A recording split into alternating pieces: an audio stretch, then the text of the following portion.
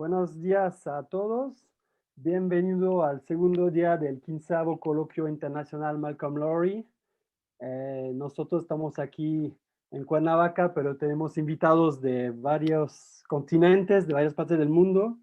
Y en este segundo día estoy muy complacido en comentarles que tendremos una primera intervención desde Liverpool de Bryan, John Hyatt y Ailsa, y con la presentación de Stephen Cooper desde California.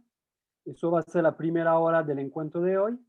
Y en la segunda hora, a partir más o menos de las 4, tendremos una conferencia magistral con Hernán Lara Zavala, escritor y catedrático de la UNAM, con presentación y la moderación de Marcelo Teixeira, nuestro compañero desde Lisboa. Bienvenidos a todos. Cedo la palabra a Stephen Cooper. Hello, and welcome to all of you wherever you might be in the wide world. You know, in the face of all the challenges we're up against in this time of COVID-19, I want to extend a big thanks to all the good people at Fundación Malcolm Lowry for putting together the 15th annual Malcolm Lowry colloquium. It's a testament to their commitment. And myself, I'm a newcomer. I participated for the first time in 2018 in Cuernavaca and again last year in Lisbon. And I couldn't be more pleased than to be involved again today. Today, I'm here simply to introduce the three contributors to the lead-off discussion, Bryan Biggs, Ailsa Cox, and John Hyatt. After I do that, I'll sit back and turn it over to them to enjoy all they have to say until at the end, if there's time, we hope, for questions from us here and you out there. So, Bryan Biggs. Hello there. Thank you for inviting us. In a minute, I'm going to share my screen. Bryan, with you. Yeah. Let me introduce you first, okay? Oh, sorry. I thought you were ready to go. Now, let me say a few words. So, Bryan Biggs is artistic director of Blue Coat, Liverpool's Center for the Contemporary Arts. Over the past 4 decades, he's curated many art exhibitions and programs of performance and literature, and he's written for and edited many publications about visual art and popular culture. With Helen Tukey, he's co-edited 2 books on Malcolm Lowry, From the Mercy to the World, and this year's Remaking the Voyage, new essays on Malcolm Lowry and in Ballast to the White Sea. He also organizes the annual Lowry Lounge with a group of Malcolm Lowry enthusiasts known as the Feminists, and I think Bryan will be telling us a little bit about that. I'm going to introduce all 3 of you and then I'll sit back, okay? Ailsa Cox, story writer and critic. Her fiction has appeared in numerous magazines and anthologies, and a story collection, The Real Louise, came out in 2009. Her critical essay, Soundscapes in Lunar Caustic, appeared in the volume Malcolm Lowry's Poetics of Space, and a Lowry-inspired short story, No se puede vivir sin amar, was included in the aforementioned Malcolm Lowry, From the Mercy to the World. Based in Liverpool, she's Professor Emerita of Short Fiction at Edge Hill University. And John Hyatt is an all-around artist, painter, digital artist, video artist, photographer, designer, musician, printmaker, curator, author, and sculptor, whose work has been exhibited in Australia, Brazil, China, India, Ireland, Portugal, Japan, the UK, and the USA. John has a long and varied career of involvement in cultural practices, pedagogy, industry, urban regeneration, and communities. Music fans know him, no doubt, in many incarnations, but primarily as singer-songwriter of the legendary post-punk band, the Three Johns. John's professor in contemporary art at Liverpool John Moore University's School of Art and Design, where he currently works appropriately from the John Lennon Building. Okay, Bryan, I'll now be quiet. Thank you very much, Stephen. What I'm going to do is I'm going to give you a presentation with lots of images, so I'm going to have to whiz through these very quickly to make sure I don't overrun. And then I'm going to hand over to Ailsa, who's going to do a short presentation, and then followed by John, and then we can have some questions at the end. So if I can just share my screen, and I'll get this up large so you can see it. Is that okay? So I'm going to talk about the decade of activity which the feminists, as Stephen said, have been running for the last 10 years. We're a group of enthusiasts and scholars in the north of England who love the work of Malcolm Lowry. And of course, the name the feminists is taken from Geoffrey Firmin, the consul under the volcano. So our programme is organised in collaboration with Bluecoat, where I work, which is the Contemporary Art Centre in Liverpool. And I curated a programme now in 2009 on the centenary of the birth of Malcolm Lowry, and after which a Lowry Lounge has taken place every year, except this current year. I'm going to start by talking about Lowry's Merseyside for people that don't really know where it is. This is it here, not a totally good map. And the Wirral is this bit here. So you've got Liverpool is this red blob here, and the Wirral is opposite the river, on the River Mersey here. And this is the River Dee, this is Wales. And I want to sort of emphasise that Liverpool, in relation to England, sits more comfortably within a Celtic environment. So it feels closer to Ireland, to Wales, and to Scotland, because the Isle of Man here in the Irish Sea. So it's a very sort of Celtic city. Now, in the 19th and 20th century, Liverpool was a major international port. It was Britain's gateway to empire, it was described as. And Lowry, the curious internationalist, was fascinated by the sea and writing about sea journeys. And I think this was no doubt fueled by growing up near Liverpool with its connections to faraway places. For over 200 years, Liverpool has traded with the world, playing a major role in Britain's colonial expansion. It was the main transatlantic port for both goods and people, playing a prominent role in the transatlantic slave trade, and then later an important departure point for European emigration to America and Canada. But Lowry described Liverpool as that terrible city whose main street is the ocean. However, the place is deeply embedded in his writing, not least in his lost novel, In Ballast to the White Sea. And uncovering these locations has been something that the Lounge has investigated over the last 10 years. This map here of the city centre indicates places that are mentioned in his writing that we have visited at various lounges. Lowry was born here in New Brighton, so you've got the Mersey here, Liverpool's over this side, and this is New Brighton here. So he was born in 1909, the youngest of 4 sons born to Arthur Lowry, a cotton broker, and Evelyn Lowry. He later claimed that he was named after the Duke of Clarence. His first name was Clarence Malcolm Lowry, in Shakespeare's plays, who rather fittingly was drowned in a vat of wine. Now, this is the New Brighton house where he was born. And we also discovered a street nearby called Lowry Bank, which as far as we know has no connection at all to Lowry, but it's one of those interesting coincidences that we've discovered, and perhaps I'll talk about as we go through. The family moved to an architect designed house in Caldy called Inglewood when Lowry was very young. It's a very expensive house, you can't get anywhere near it, which is when we were doing the blue plaque, we thought, should it go on the house? We thought, no one's ever going to get near it. This is as near as you can get. It was a very upmarket part of the Wirral where Larry's father moved, and it reflected his increasing wealth as he progressed through the Liverpool cotton trade. Now, Caldy is on the other side of the Wirral, and it faces the River Dee, which Lowry said made him sad, looking, and I quote, on a dark day like a sheet of glass with ink spilled over it. And beyond that, the hills of Wales, and you can see them in the background there. Lowry never returned home, so references to the region in his writing, apart from his first novel, Ultramarine, are remembered from a distance. but he vividly brings to life the landscape of his youth, the topography of Wirral, its wide openness, its huge skies and sense of desolation, and the sea, elemental. There's a couple of images here of how it is today. This is Liverpool in the distance, the Liverpool docks from New Brighton. There's another image there.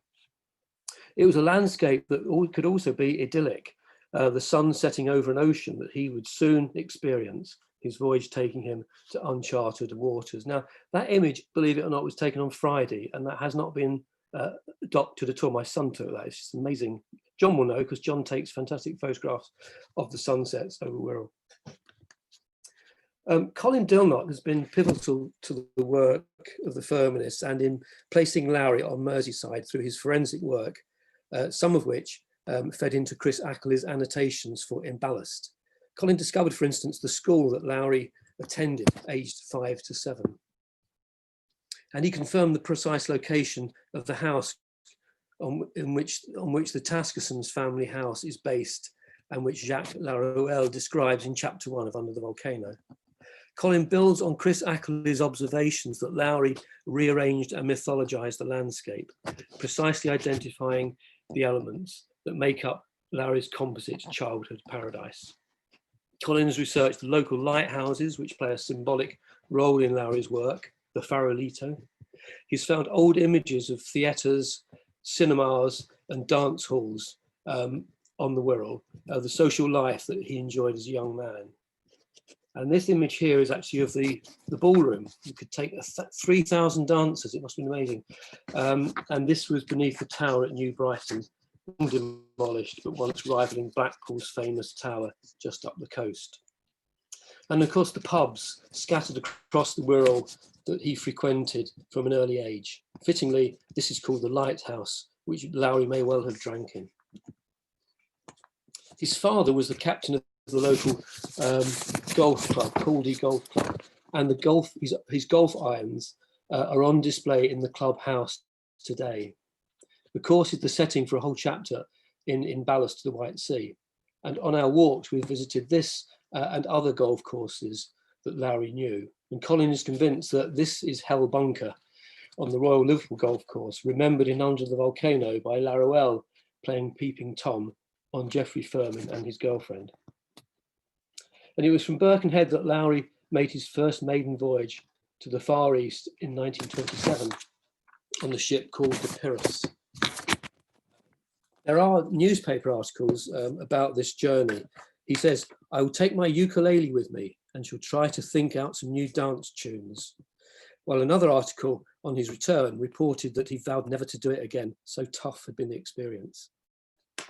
The voyage resulted in a wealth of material. Firstly, short stories published while at university, and then his first novel, Ultramarine, which contains many local references, including ones to his girlfriend he left behind on the Wirral. And the journey was continually referenced in his work, particularly in chapter 6 of Under the Volcano. In 2009, on the occasion of the centenary of Lowry's birth, I curated an 8-week-long exhibition in our gallery at Bluecoat that included new film and installation commissions and loans of historic paintings. I'm going to show you some images from the exhibition now. This is the entrance to the gallery. This is the starting point as you go through the gallery, and this is the fine room here. And we provided a timeline at the start of the gallery to give people a sense of his local origins, but also where he finished up.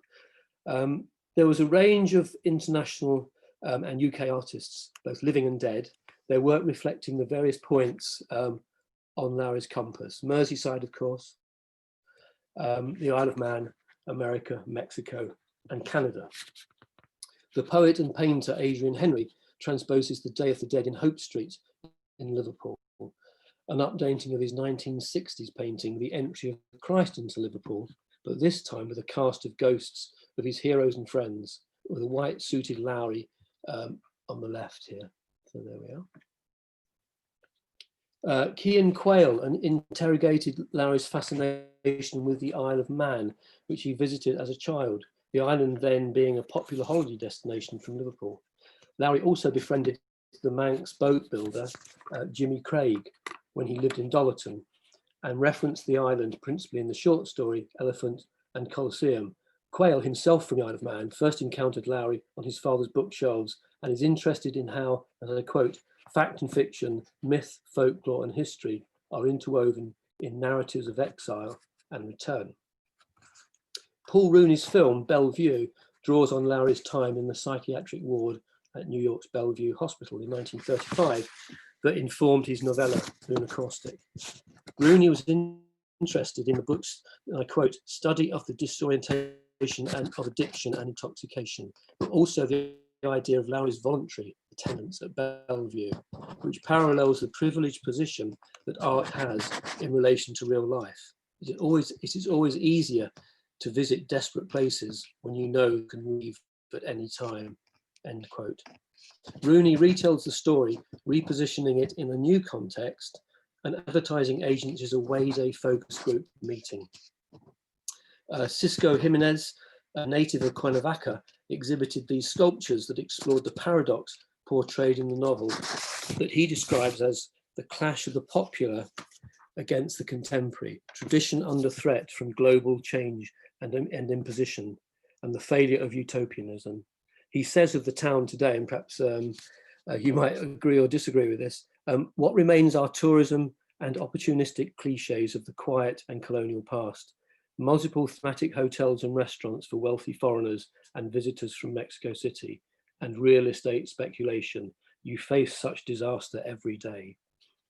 The Chilean artist Jorge Martinez Garcia's series of etchings were multi-layered compositionally and thematically, featuring familiar elements from under the volcano, the consul, the volcano, an eternal cantina, the ever-present bottle of mezcal, all rendered through Martinez's exquisite printmaking technique.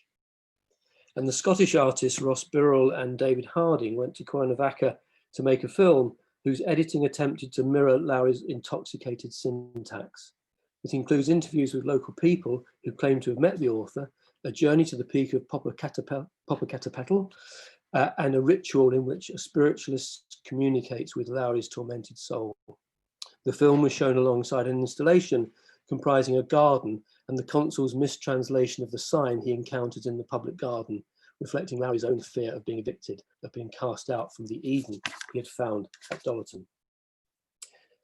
We also showed Julian Cooper's series of paintings based on episodes of Under the Volcano, and this one depicting the consul's early morning drink in a cantina with Yvonne standing at the doorway.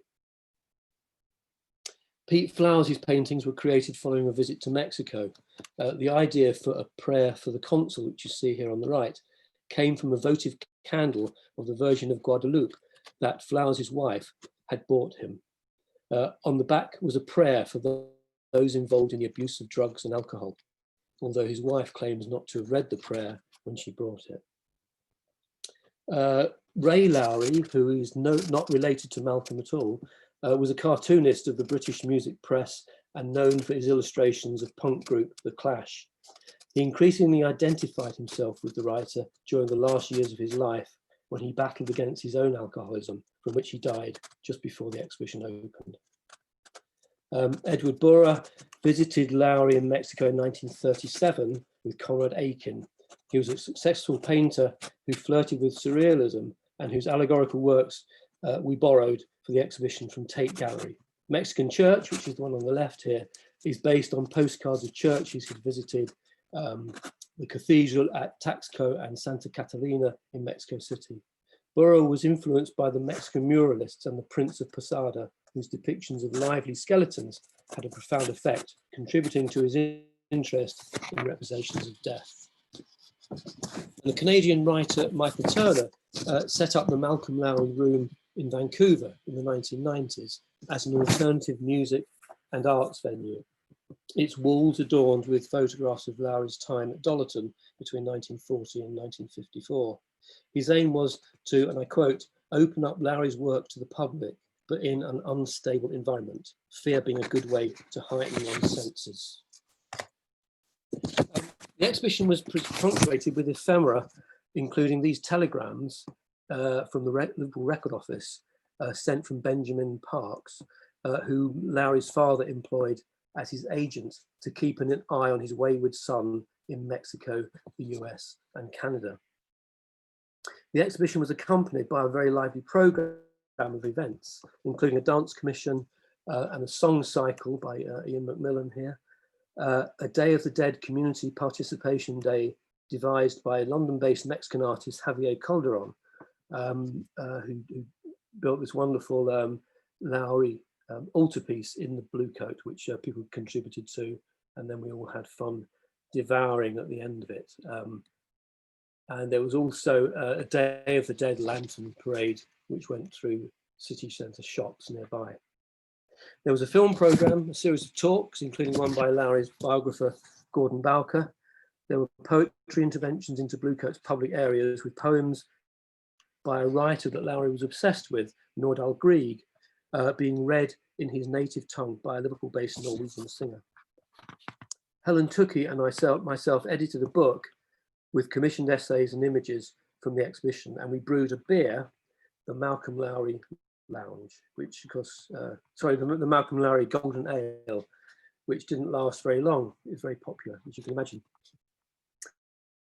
A psychogeographical coach and walking tour of Lowry's Wirral called The Voyage That Never Ends, led by Colin Dilnott, and it took in the Clarence Pub, appropriately, and a church where we attempted to sing the Manx fisherman's hymn, Hear Us, O Lord, from Heaven, Thy Dwelling Place. And the tour was followed up by an evening of talks and live music with jazz and a ukulele orchestra. It was this tour of Wirral and the rest of the events that provided the template for subsequent events, which we've called the Lowry Lounge. The idea was inspired by the situationist concept of the derive, the purposeless wander, and was the brainchild of Mark Goodall, the original firmanist, who was happy for a bunch of Liverpudlians to take up his idea. These annual events started in 2010, a mix of academic inquiry, creative interpretations of Lowry's work, and improvised and imaginative leaps into the unknown. The walks in particular, developed with Colin Dilnott, have explored the depth of the local territory in Lowry's writing. So I just want to say what the aims of the lounge are as follows. To celebrate Lowry as a local writer whose reach is international, to reclaim him for a place where he was born and grew up, to place, or rather to replace, his writing in this Merseyside context, exploring how actual places and his remembered experience inform his work, to bring together academics, artists, and Lowry enthusiasts in dialogue, to generate creative content, performances, including music, writing, publications, exhibitions, walks, and events, and to do all this in a spirit that we hope the writer would appreciate. The lounges have been guided, included these guided walks, which you can see here, of Liverpool and Wirral, including one that visited Liverpool's Phantom Consulate, in reference to both Under the Volcano's central character being a British consul, and Liverpool once having many, many foreign consulates. And during this trip, we issued spoof post-Brexit passports that were stamped as we reached each consulate. We've produced sets of postcards to distribute on the walks with resonant images and text on the reverse, mainly from Lowry's writings. Invited writers and experts have given talks at the lounge, including Chris Ackley, Patrick McCarthy, and the novelist Ian Sinclair, whose own psychogeographical approach finds echoes in Lowry, talking about his American Smoke book, which references Lowry.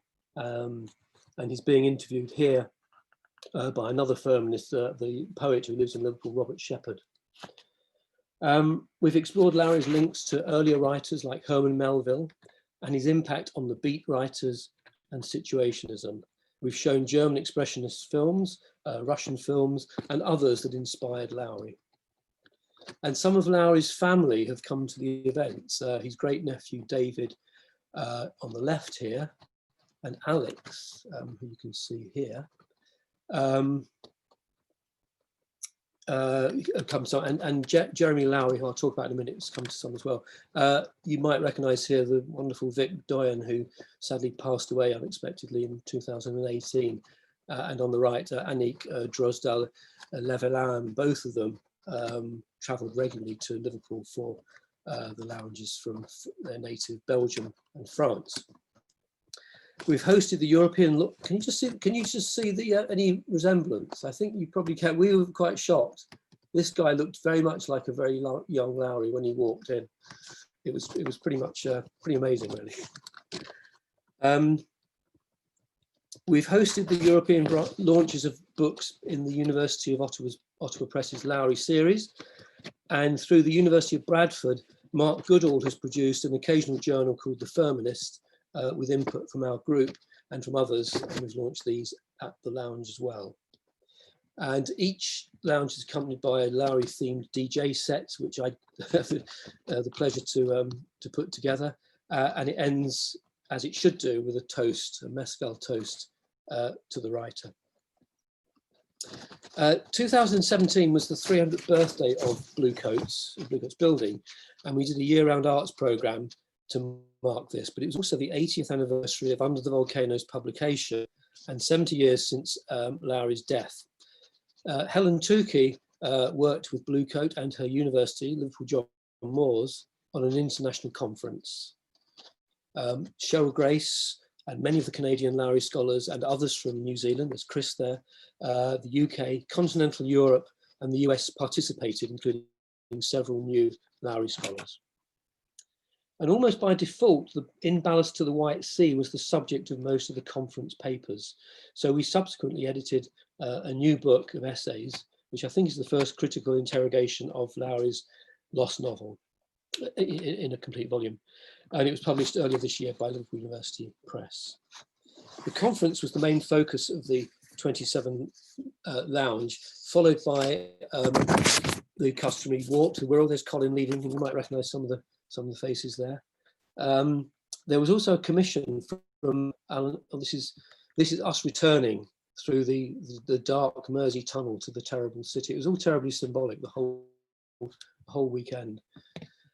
There was also a commission from Alan Dunn, a multimedia artwork called The Lighthouse Invites the Storm, that brought together musicians and writers with retired mariners from Wallasey, close to Lowry's birthplace, whose seafaring stories were incorporated into a performance at the retirement home where they live, and also at the Blue Coat. This is some images from the Blue Coat performance. And if you're interested, this performance, which is really great actually, is available on CD and also online. I can perhaps send details in the chat box later, but Alan Dunn, who produced them, has got them to, he's happy for people to have copies of this CD. John Hyatt is one of several artists, you're going to hear from him a bit later on, who make creative contributions to the lounge. And his Shot Under the Volcano was an interactive installation inviting people to choose a drink, mezcal, well, that one, or water, that one. And a uniformed official made sure that you filled out the appropriate consent form. It was all very incredibly bureaucratic. There have been 2 more lounges since 2017, off-site at the art gallery in the Wirral called the Williamson, and this is Helen Tukey. We've done sort of smaller displays off-site as well, and performances at the Blue Coat, including this one by Mark Goodall, talking about Lowry's fascination, particularly with Bix Beiderbecke, jazz musician. And an open milk night where we invite people to come and do presentations about Lowry. This is John Hyatt doing a music performance called The Resurrection of Geoffrey Firmin. So after 10 years, I'm nearly finished by the way, advocating for Lowry to be honoured in the place of his birth, we were approached in 2018 to work on the installation of a blue heritage plaque in New Brighton. So we identified a site on the promenade on the seawall facing the Mersey estuary. The plaque provides official recognition by Wirral Council of Lowry's importance to the borough. It was unveiled on a very blustery Sunday, the 28th of July, 2019, Lowry's birthday, by the Mayor of Wirral Borough. And I think it was possibly the wettest day of the year. We couldn't have chosen a worse day. The quote we selected was from Under the Volcano, and it appropriately says, "The smoke of freighters outward bound from Liverpool hung low on the horizon." And of course, beyond here is that horizon that Lowry would have seen as a young man. There is actually another plaque in New Brighton marking the venue where the Beatles played 27 times between 1961 and 63. So I think they complement each other really well. It's just around the corner from this blue plaque. We then sought shelter in a former sailing school where there were speeches from, among others, members of Lowry's family who live in northwest England. This is Jill Colvin, Malcolm's niece, and the only living family member who met him. And this is Jeremy Lowry here, his great nephew, who has had a keen interest in Lowry and attends our Lowry lounges. Yeah, we're a bit worried about that microphone now. I just love that image, so I wanted to throw it in. The plaque provides a focal point for Lowry gatherings, but hopefully in the future they'll be with better weather. We've been cursed with a few wet Lowry gatherings, although previously they've been absolutely perfect. So there's no lounge this year, but ideas have been developing for the future of what we're going to do, including, I mentioned this yesterday, a Lowry archive housed at John Moores University. And we're also involved in an academic project with artist Alan Dunn next year that includes taking the ferry from Liverpool to the Isle of Man to investigate Lowry in relation to environmental concerns, the current ecological crisis, the plastic pollution in the oceans, and link that back to his writing, particularly in the short story Forest Path to the Spring. And we're working with artists, academics, and sound recordists and others. So I'm now going to hand over to Ailsa, but first I'd just like to say thank you to Alberto Rebollo and his colleagues for inviting us to take part in this. This is the first time I met Alberto a long time ago down in Sussex, where he is libating the grave of Malcolm Lowry with some very fine mescal by the look of it. So thank you, Alberto. And Ailsa, I'm going to hand over to you and leave this screen. Thank you. Thanks, Bryan. And I also want to say thank you to all our friends for letting us join you, because it is very sad not to have a Lowry Lounge this year. And it's great to look back on all of those wonderful occasions and the great things that have been done. And all kinds of artists and writers respond to Lowry. There's something special about him. And when I meet writers and when I mention wherever I go, what we do in Liverpool with the Lowry Lounge and everything, people either haven't got a clue what I'm talking about, who I'm talking about, or else they're also very passionate about Lowry. And they say, oh God, I'd love to go there. And all sorts of unexpected people I've met, and also people who I haven't met, writers such as Lydia Davis, the great American flash fiction writer. They turn out to be great fans of Lowry.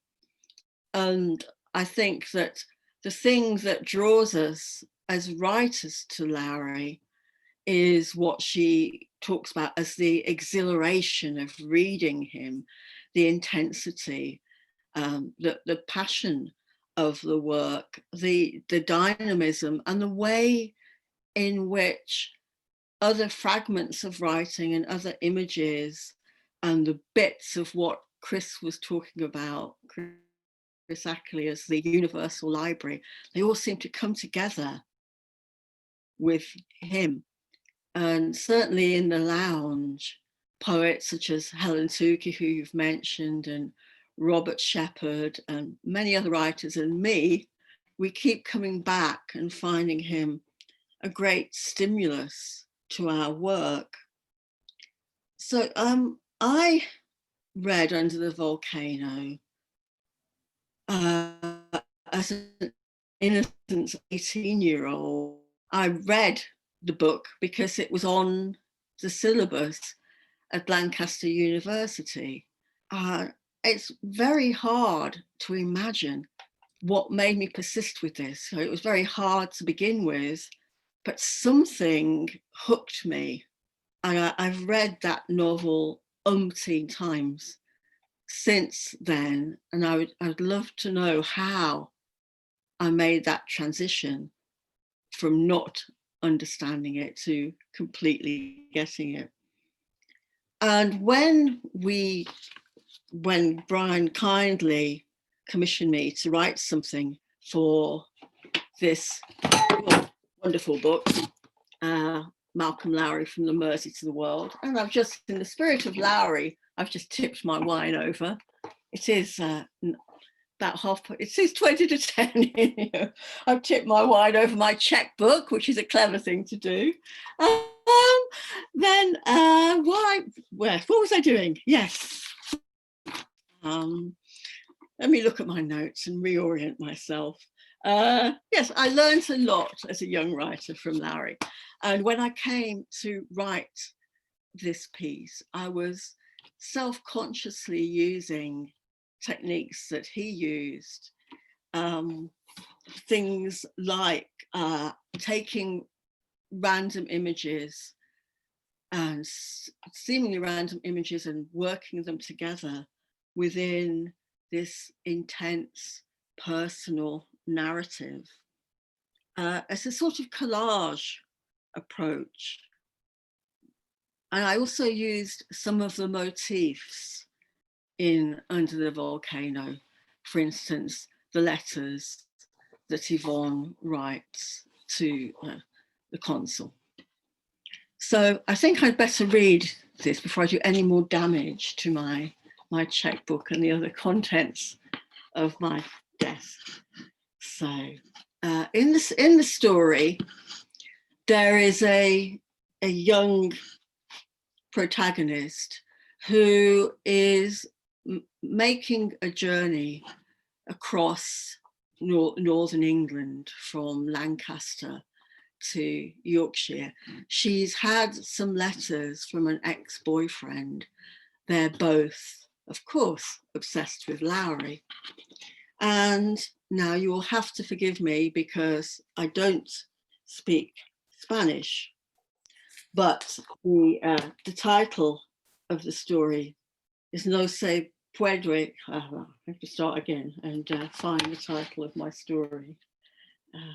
You should all join in and remind me of this phrase. No se puede vivir sin amar. No.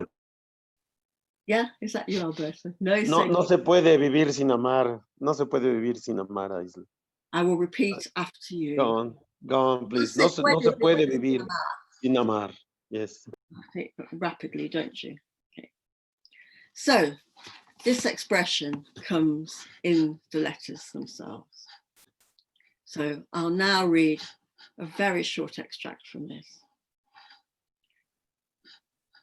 Yet, when the letters arrive, bundled together in an elastic band, she feels a stab in her heart. And when she reads those words, no se puede vivir sin amar, her head reels like she's been drinking. She doesn't make her mind up right away.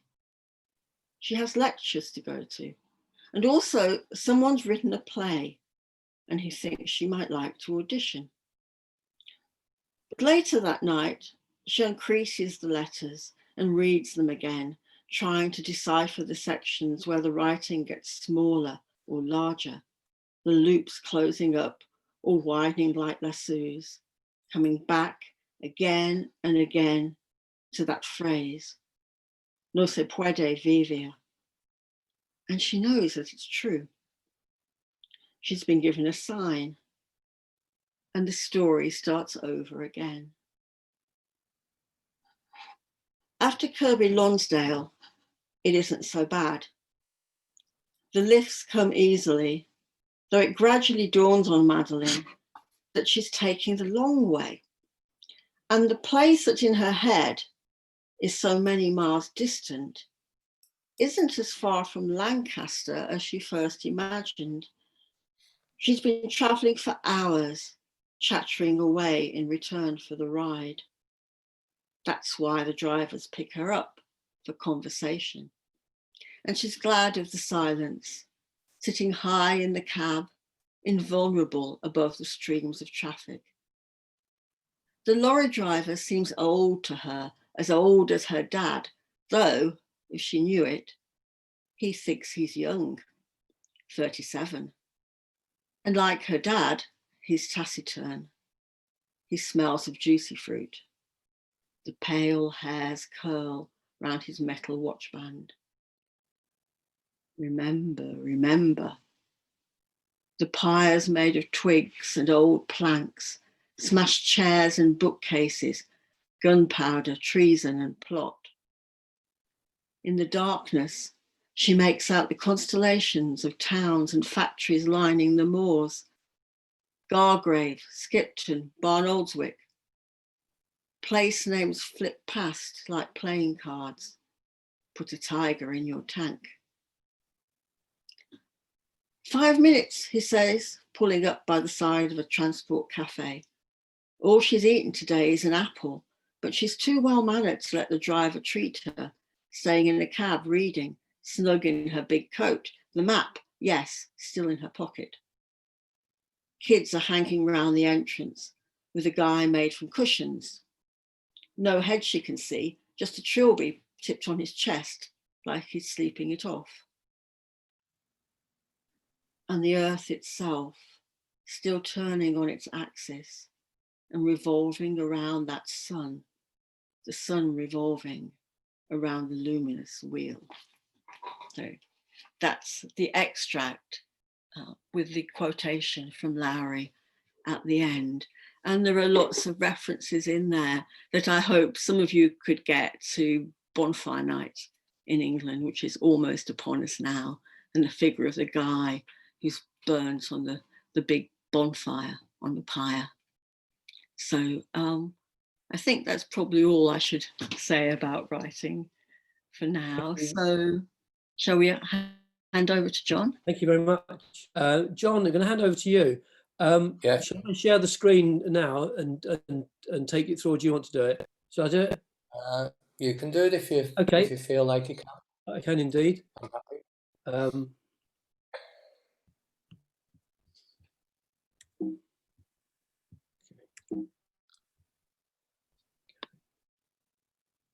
Okay.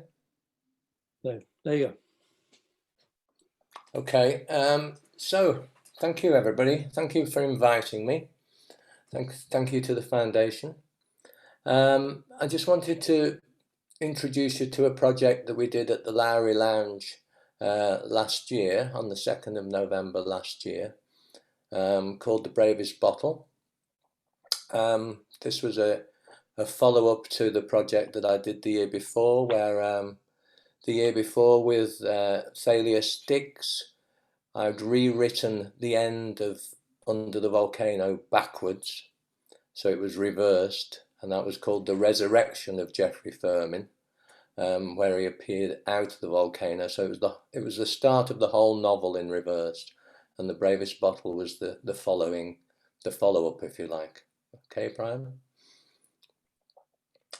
So in 1961, Lowry wrote a collection of thematically connected short stories, Hear Us, O Lord, from Heaven Thy Dwelling Place, that he described as Volcano in Reverse, with a triumphant ending, which made me feel quite pleased that I had reversed Volcano, because in his later life he actually did it himself. And this collection begins with an unlikely love story called The Bravest Boat. Okay.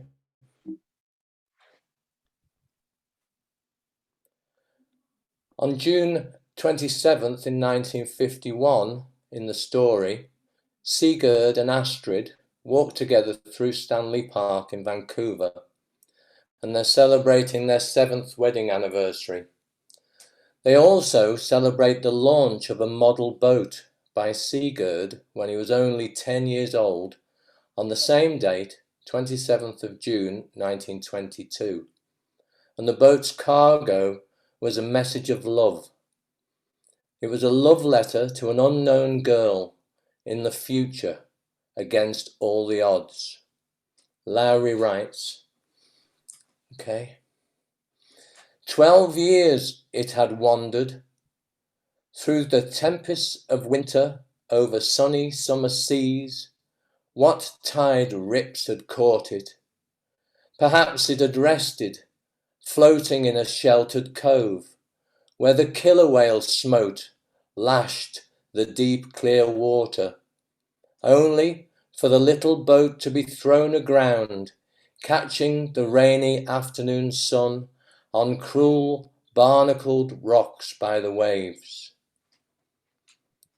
So this little toy boat that the child Sigurd placed in the water continued its voyage from south of Cape Flattery for 12 years to be eventually discovered at low tide at Stanley Park Beach, Vancouver, by a 7-year-old girl who was Astrid as a child. The boat joined them together by its journey across space and time. Its voyage represented the possibility of a star-crossed love fated to be, a love letter, a delivery that defied probability of success. Now, the story seems unbelievable. However, on the 8th of July in 1950, Lowry read an article in the Vancouver Sun, which described exactly such a successful delivery of a love letter to an unknown future partner. So this was after he wrote it. So it was life imitating art, if you like. In an unpublished letter in the special collections of the University of British Columbia Library, he wrote, "About 6 months ago, a miraculous thing happened, though I wasn't sure whether to be pleased. A thing happened in actual life, so help me, and was reported widely in the press, though here the medium was not a boat, but a bottle. I informed the publishers I would not write the story again and call it The Bravest Bottle. However, on the Day of the Dead last year, we performed an art ceremony at Bluecoat at the Lowry Lounge, a happening if you like, and I did call it The Bravest Bottle. During 4 minutes 23 seconds, everyone in the room wrote a letter to a future love or a love letter to someone who had passed away. And at the end of the evening, we drank the mezcal toast that Bryan mentioned earlier to Lowry, and we placed our letters unread into the empty mezcal bottle. The bottle was sealed and thrown into the mouth of the River Mersey to bear our hearts out with the tide. Now this was inspired by The Bravest Boat, but also by this dead letter that Lowry wrote in 1937-38. When I am in the purgatory of the unread, of the backward, of those with wandering attention, what survives must go back to Pier Head, to mingle with the bereaved, with those who weep as freighters bear their hearts out with the tide. Pier Head is on the docks in Liverpool. Okay. Here we are at the Lowry Lounge 2019, and everybody here has written a letter to somebody who's passed or somebody who's not yet here, and they've placed it in this bottle, sealed it on the tequila, and we're going to consign it to the Mersey at midnight tonight on the 2nd of November 2019, the Day of the Dead. So the job it was my task to be trusted to take that bottle containing everybody's letters to lovers they hadn't yet met or people that they loved who are dead, and take it down to the seafront, which I did, right near the plaque that you saw, the blue plaque, to commemorate Lowry, and I threw it in the sea in the dead of night. So that bottle is still in the sea somewhere. And from Liverpool, we politely ask, if you're walking by the sea or alongside a riverside, keep your eyes open for our little bravest bottle and rescue it from the purgatory of the unread, because by the sea we are all connected, and though improbable, the journey of love around this world is not impossible. Thank you. There you go. Thank you very much, John. I wanted to finish on that image of the Lord Mayor with his umbrella. That seemed to signify sort of where we are with the lounge at the moment. Thank you, John. Thank you, Ailsa. I suppose, are there any questions either from those gathered or that have come in through the Facebook group? I have to say, I actually am sitting in New Brighton now, and the weather is exactly like that.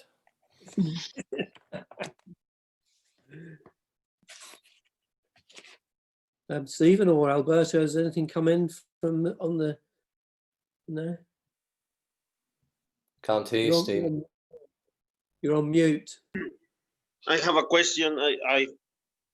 I hope that you let me ask a question for John. Yes, sure. John, would you please let us know maybe some of the messages that were written there in the launch? No. I think we all are looking for love that we can't find, but is there some message that you could tell us? No, I can't, Alberto, because it was part of the performance that nobody read any of the messages. So all the messages are personal and secret until the bottle is found. Now that may be 10 years, it may be 12 years, and it may be in Nova Scotia, or it may be in the Gulf of Mexico, who knows? Yes, we may never know the content We may of never know. We may never know. Fantastic idea. I was John. tempted. I was very, very tempted to take a little look, but I didn't. I don't think Congratulations, fantastic idea, John. Thank John, you. I don't think Yeah. we signed them. Maybe, I don't know whether you signed them. I have no idea. I was trying to remember what I wrote and I haven't got the foggiest idea. There's a piece of paper with Bryan Biggs's name and the address of Bluecoat. So if anybody finds the bottle, they've been asked to contact Bluecoat. I'd like to say it's amazing and such a pleasure to hear of all the work that you're doing in Liverpool to honor and further Malcolm Lowry's legacy. I hope someday to get there, and all the more so when the archive, Bryan, that you have mentioned is up and running. Sounds like you've already made quite a good start on it. Well, we've got an inventory of what we have, the material, including material that Chris is kindly offering to us, and Colin's archive. It hasn't got much further than that. The university said they're very interested. They're now considered. Well, they will consider it when we give them the. They want to know how big it is. That's the most important question. How big is this archive? And it won't be huge, and it won't in any way try to compete with UBC. It can't do. But it really is a more sort of eclectic archive, I guess, of just material that has been the result of our interest in Lowry. So a lot of it isn't primary material relating to Lowry, but very little of it will be. But a lot of it will be documentation of the things that we've done through the various lounges over the years. Seeing the faces of Lowry relatives that you pointed out was really striking. What was it, a nephew or a great-grand something? Yeah. It made me wonder what it might amount to if Malcolm Lowry himself should wander in to one Well, we did. I mean, perhaps Ailsa might remember. We did get a bit of a shock when that young lad turned up, who looks very much like him, but also when Jeremy Lowry turned up. There was some similarities, and it was quite uncanny talking to him in the pub afterwards. And I think that I mean, what is known obviously is that Lowry was the black sheep of the family, so he never went home, and I think that's why certainly Jeremy's interested to find out more, because I think that the reputation of Lowry was, we don't really talk about him. He was famous, but we don't want to talk about him. And I think I think the blue plaque has certainly given credibility that actually Lowry was somebody to celebrate, and some of those family members you saw actually live not far from where the plaque is, so they are local. But Lowry didn't follow the path of his brothers and didn't go into business, didn't follow his father's footsteps, far from it. So he's still regarded as the odd one, I think. Yesterday, You might not realise that that Lowry is really so little known in Liverpool, around Merseyside, when you consider what a great figure he is in world literature, really. And it's largely thanks to the work that Bryan and Colin and Helen and all the stalwarts really of the feminists have been carrying out, that there is finally a blue plaque, and that there is some measure of recognition, and I think the members of the family appreciated that. Liverpool is a big tourist destination these days, or it was, and it hasn't really learned how to celebrate a great Merseyside figure, perhaps because there isn't a really simple story to tell about Lowry. You know, he was a complicated man and a complicated writer. I think that's right, and we've tried to sort of claim him as a writer for the north of England, which is quite hard given that he didn't stay around. He left England completely, and I'm sure that, I mean, maybe others got a view on it, but certainly in terms of the literary establishment in this country, he hasn't been regarded. He's seen as, you know, he left when he was quite young, and they, you know, they think he did one book and that's it. So, you know, we're trying to claim him from a different perspective. There's partly a sort of anti metropolitan thing going on here, which we've seen with the whole COVID thing about the way London treats the region. So we do have a sense of a regional pride in Lowry, I think, even though he didn't really come back, and he did say Liverpool was that terrible city, you know. But that's partly what we're trying to do. There's also the old biblical problem of a prophet having no recognition in his own home. But thanks to the people in Mexico especially, he's not unknown. If I may say, my son is a professor of Spanish on the East Coast, and he's a member of the UC University of California Mexicanistas, a serious scholarly group of literary scholars of Mexican literature, who regard Under the Volcano as one of the, if not the great Mexican novel, which is amazing to think. A novel written in English by, you know, someone far from Mexican, being so highly regarded in Mexico. I love that.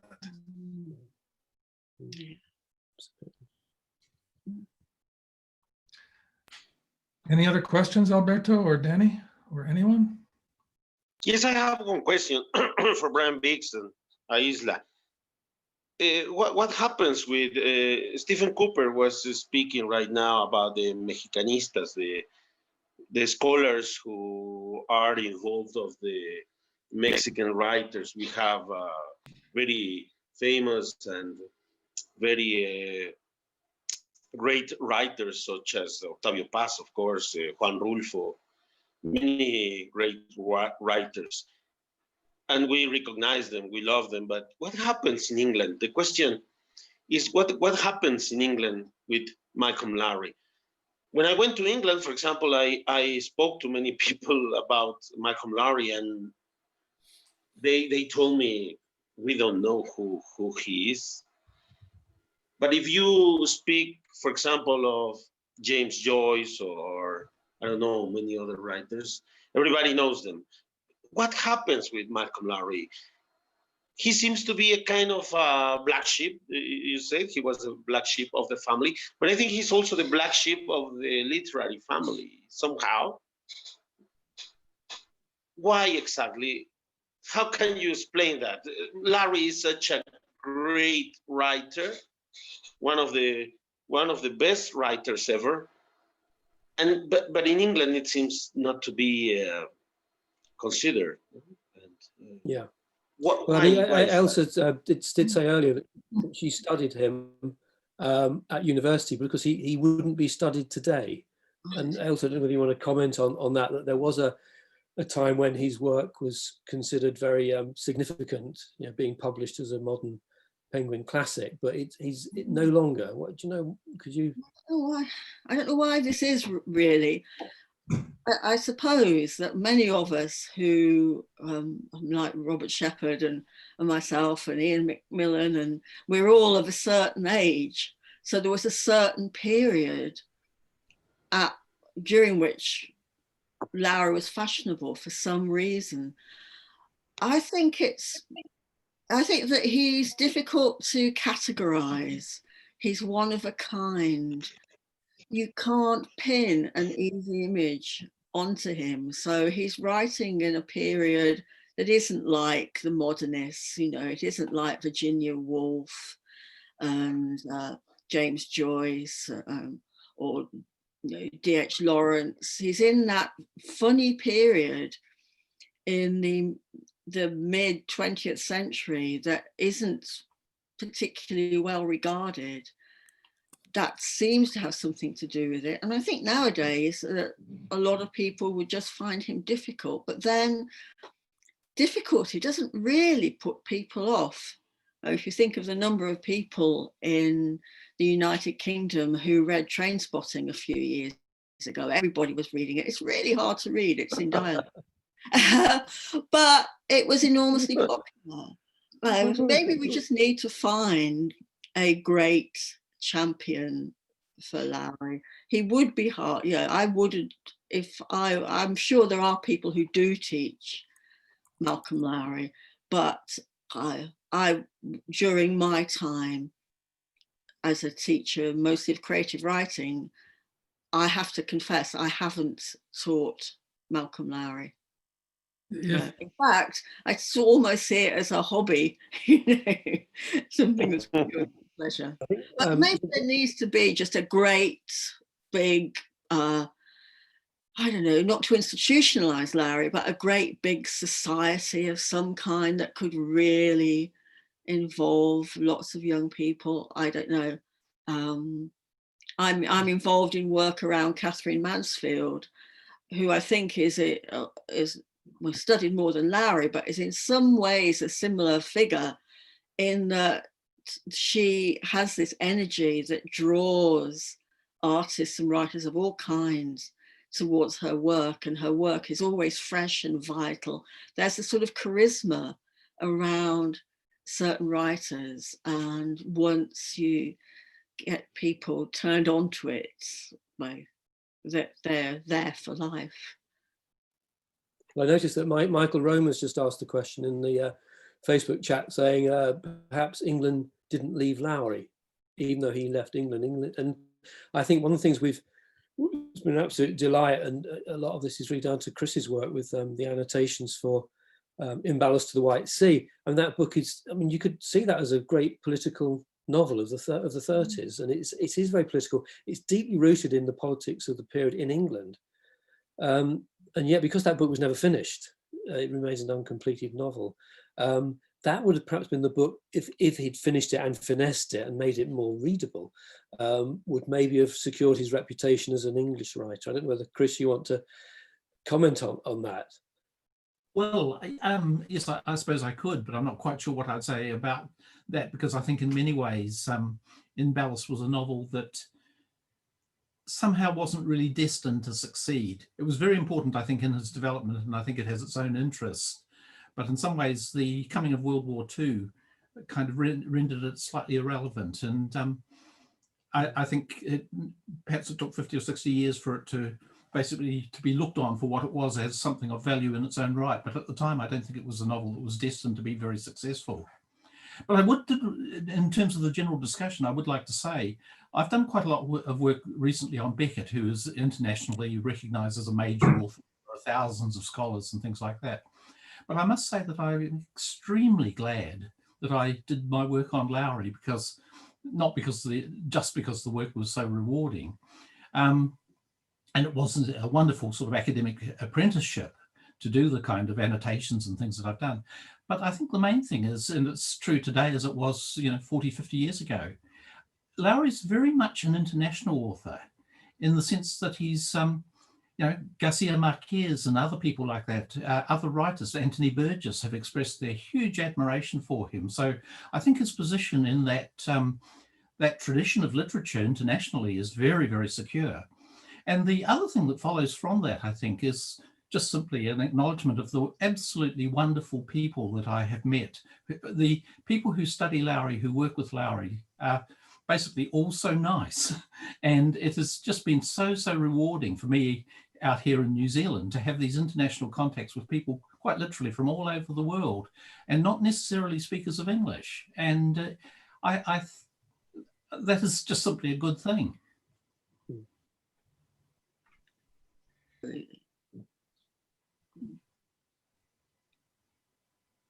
Yeah, that's it basically. Well, there are writers who are valued as highly as writers can be, often by other writers who never come across to public. And Lowry is one of them. Alberto. I think maybe Lowry doesn't belong to Liverpool. That's a little bit sad maybe for the friends from Liverpool, but he belongs to the world. It's very notorious that he traveled around the world, and he wrote about the many places that he met and he could live in, like Cuernavaca and some other places. But I think at the end of the day, he belongs to the world, and all of us who are looking for a platonic love, no? No se puede vivir sin amar. We are all in that search, and I hope we never find it. So we can still read Under the Volcano. Thank you. So, next.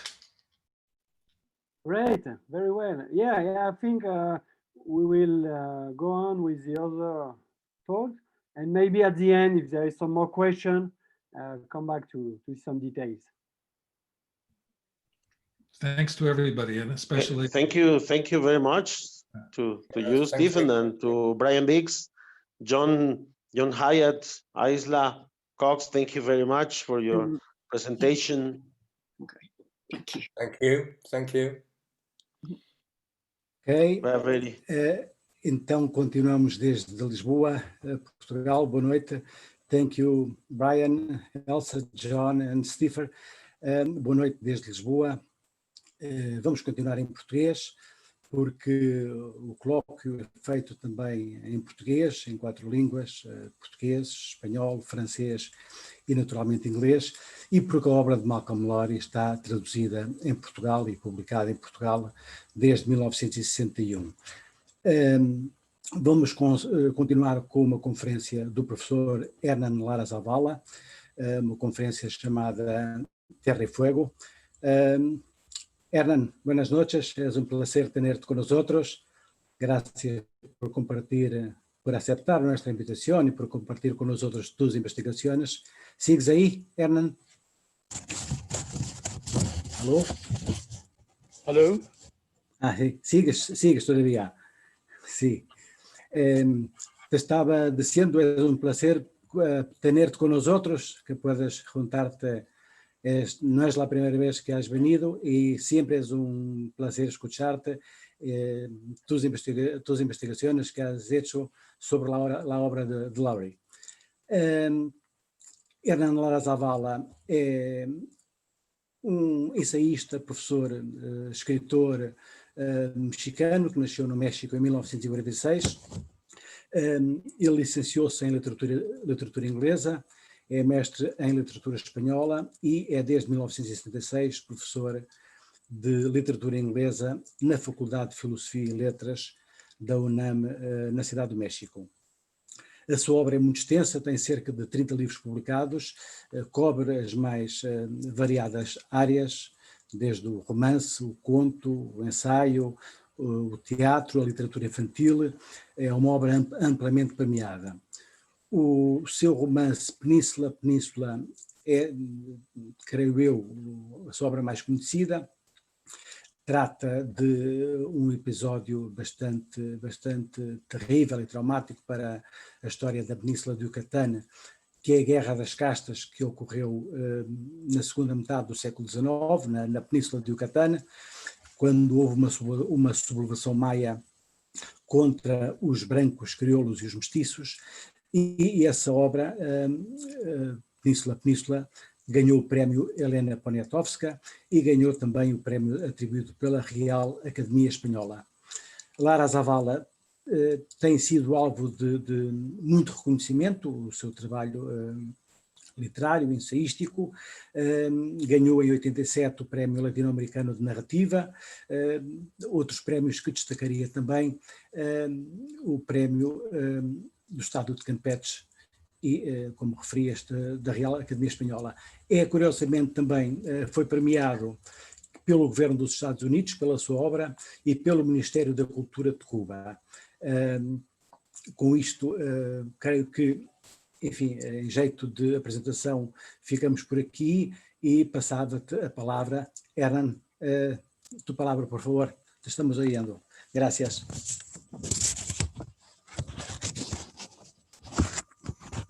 Muchas gracias, Marcelo. I'm not sure what I shall do, because as I found here, most everybody here is listening in English, and I wrote my essay in Spanish, but perhaps I may sort of combine both things, because I don't know how many of you are familiar with the novel, with what we consider our greatest novelist in Mexico, who is Juan Rulfo, and particularly his work, Pedro Páramo. My paper here wanted to deal with a comparison between Rulfo and Lowry. Although I have to mention that Lowry wrote Under the Volcano at least 10 years before, or about 10 years before Rulfo published Pedro Páramo. But that is not the problem. Every work of art is unique. And of course, the problem here is that both novels are great novels. And I would like to begin saying, instead of reading, I'm going to do sort of, quick interpretation of what I was going to say. But what happens is that in Mexican atmosphere, in Mexican intellectual media, it's a sort of commonplace to say that Under the Volcano is the best Mexican novel. Of course, we know that this is just a joke. I mean, it's not a criticism or anything of the sort, but it's a joke because it's a novel which deals with Mexico very profoundly, with very many nuances which are interesting. But in Mexico, there are, great novels, but I think it is up to this moment, it's true to say that Pedro Páramo, is the greatest Mexican novel written in the 20th century. and even perhaps before, after, and before that. But is as prestigious, perhaps, as Under the Volcano. In fact, I would say that in Latin American culture is, the great Mexican novel ever. All of them, all of the great writers, in one way or another, make a reference to Rulfo Pedro Páramo. Perhaps the only problem that the Mexican novel has in relation to Malcolm Lowry's is its extreme brevity, because it's a very short novel. But it's a novel, although in spite of their, let's say, the number of pages, it's also very profound, and one can read once, twice, thrice, the novel, and you cannot finally come, to a final conclusion, because it's a complex and a profound novel. But my own intention is not to compare Rulfo and Lowry, in order to put one above the other, because they have their own, qualities, originality. One cannot say that Rulfo read Under the Volcano, and of course, I'm sure that Lowry, didn't even hear the name of Juan Rulfo. But what is interesting when we talk about comparative literature is that we want to go. I would like to see, the idea that sometimes when we compare one work of art, to another, both novels in this particular case illuminate each other, although, as we have to admit, the novels, both novels are completely different. But, there are much more differences than similitudes, but still there is something they join together. So the first point I would like to mention here is that both novels, I don't know how many of you, critics and writers and professors and so on are familiar with Pedro Páramo. It's a very short novel. It should have something like 150 pages, but it's worthwhile reading it because of what I'm going to try to explain.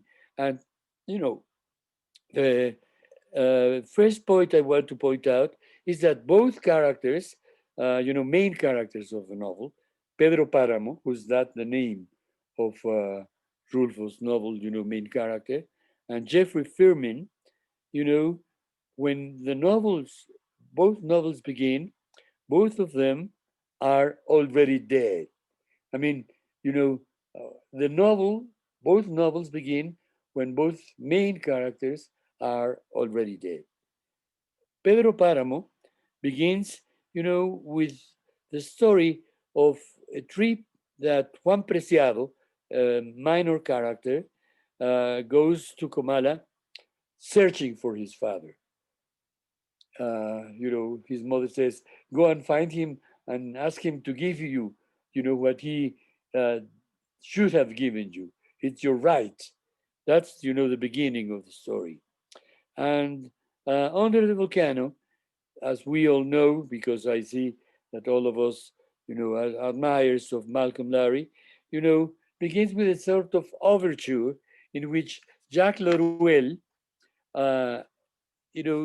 wonders and thinks and remembers exactly a year after, the death of Jeffrey Firmin and Yvonne, his wife, in Cuernavaca, which is, the original name of Cuernavaca, on the day of the death. Preciado, from the novel by Rulfo, arrives Comala, which is a ghost town in which, there is nobody except rumors, cries, uh, pantings, you know, and voices which have endured as if what happened before make a sort of echo. And you know, the character says, you know, the voices look like the, you know, like what you hear when you're dreaming. Likewise, Laurel, you know, in Laurel, you know, Jack Laurel, in the long walk he makes from the Casino de la Selva to Nicaragua Street, hears voices and, you know, remembers particular moments, and sometimes he even comes to confuse the lamentations of Maximiliano and Carlota with those of El Cónsul and Yvonne. So, just as in the origin of Pedro Páramo lies the belief that the souls of those people who died in sin come back to earth, you know, to render or to ask the people alive to beg for them. Also, in Under the Volcano, part of the legend in which, as we're saying now, the 2nd of November, the death come back from, you know, to earth to visit families and friends. You know, in the excellent, you know, exposition of Bryan Biggs, we could see, for instance, Edward Burra's interpretation of the, you know, the ceremony of the dead, and many of the paintings he showed there. You know, I was really enthralled and enthusiastic about how such a legend has come all over, you know, the world, particularly in Liverpool. Well, all right. So what I was saying is, you know, the 2nd of November, the dead come back to earth to visit families and friends. So that's the way in which Juan Preciado, you know, the first character, the son of Pedro Páramo, just like Jack Laruelle, are not, you know,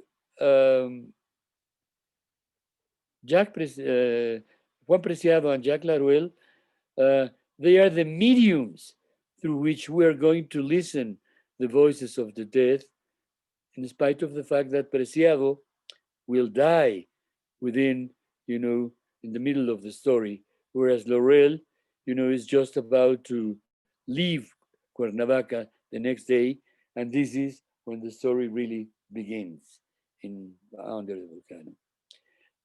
This resource, you know, perhaps may be used in a more organic form and more intention on Pedro Páramo than in Bajo el Volcán. Why? Because, you know, in the novel by Lowry, you know, Laurel sort of gives, you know, the possibility, you know, to remember what happened that the particular year of 1938 through, you know, diverse narrative voices. Many of them, you know, we can identify that sometimes they go from humor to parody, and then finally, perhaps to the pathetic.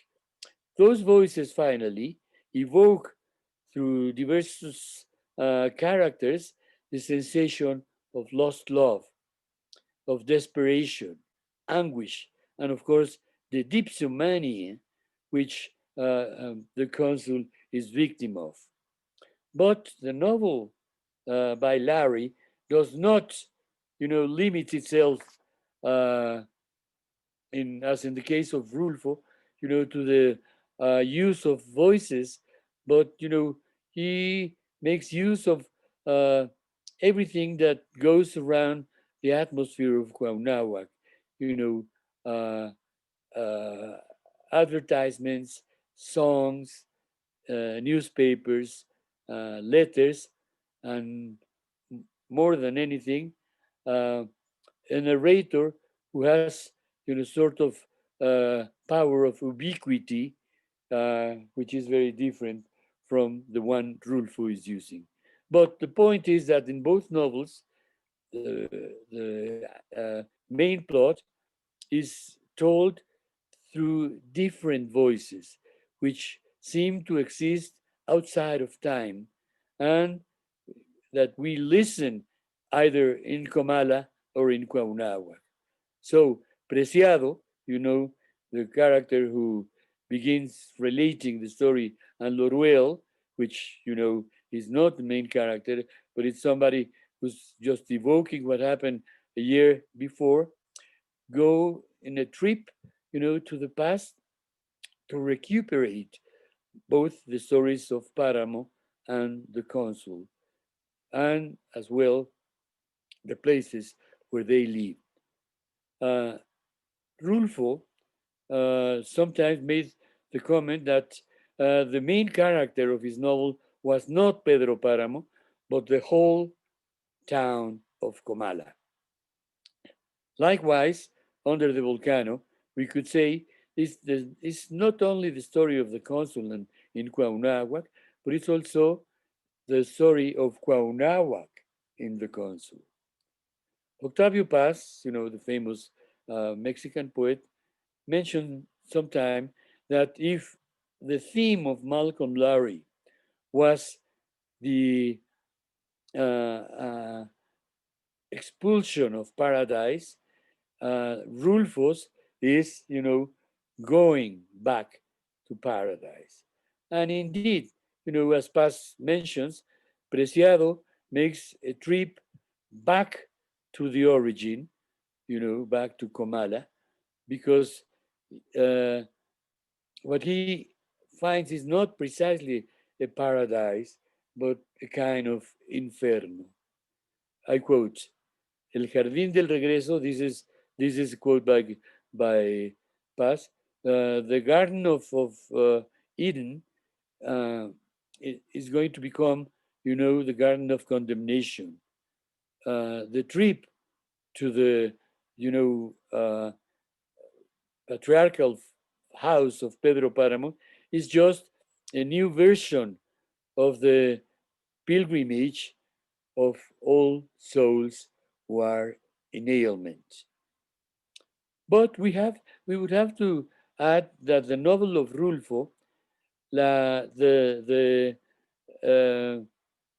damnation is more tragic, perhaps more painful, but because the love he felt since he was a child for Susana San Juan finally is never accomplished, and he's not finally accepted by her. And here we could say that one of the crucial points of both novels, as Octavio Paz said, the theme of Pedro Páramo is the condemnation, whereas in Bajo el Volcán, in last instance, is the expelling, the expulsion from paradise. Quote, love is the only sense, the only feeling that gives sense to this world in our pitfall paths. That's a quotation by Lowry. Of course, I am not discovering anything new. You're going to think that I am crazy, but so likewise I drink as if I were, receiving a holy sacrament. So this is, the what the consul writes to Yvonne in a very painful letter, which never got into her hands. So love is then one of the main points in both novels. Pedro Páramo expects during or waits 30 years, to marry Susana San Juan with intention of finally accomplishing his love. Whereas, the evocations that Rulfo makes of Susana, he associates her, with the rain and the sky and, green fields, with the sea, with the dew, with rain. And of course, after a long absence, and a very intense but deep feeling, when he finds finally Susana, she's almost like a girl, death in life, a little bit like Ophelia by Shakespeare. She's mad, but she's dead in life. And of course, her madness gets a little bit more serious when Pedro Páramo kills her father, Bartolomé San Juan, and that's a part of the tragedy there. So with the killing of Bartolomé San Juan, Susana's father, Rulfo allows us to see that corruption, the corruption in which Páramo has lived all through his life, it can more than his own love for Susana. And of course, Susana tells another character, whose name is Justina, a little before dying, that she believes only in hell, implying that she will be condemned, she will be damned beforehand.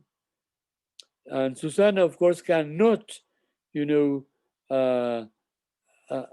correspond to Páramo's love, because what separates them is, in the first place, the love that she felt for who was her husband, whose name was Florencio. But, the killing by Pedro Páramo, of course, makes the situation much more complicated, and makes, that the damnation of both Susana and Pedro Páramo be inevitable. When Susana finally dies, Pedro Páramo swears that he's going to take revenge on Comala, crossing his arms so that the town could, die of hunger. Then Comala finally begins the image of the Inferno, because it's populated by people who died without grace, without being pardoned, and that will never, finally get to be saved.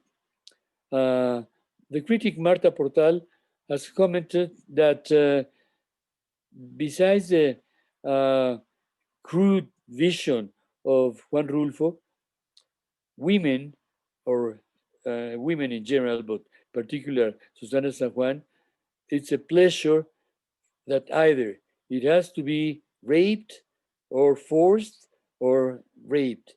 And